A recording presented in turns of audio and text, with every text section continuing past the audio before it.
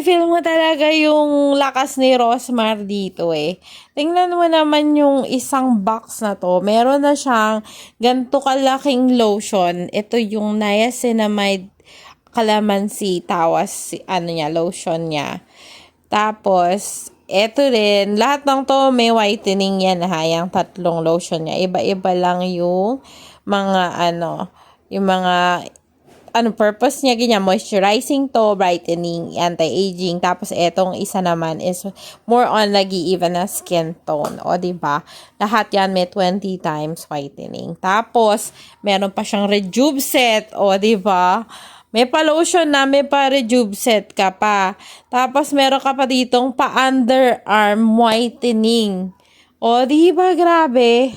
Meron pa yung Dio Mist. Yan yung yellow na yan. Dio Mist yan. Tingnan mo naman yung Dio Mist na yan. O, body spray. Plus, meron ka pang 5 sabon. Kaya, 4 yan kasi nga, panay talaga ako ni Madam. Kaya, ginamit ko na talaga agad yan. Kahit nung mga unang videos ko, Rosmar talaga yung una kong binenta dito.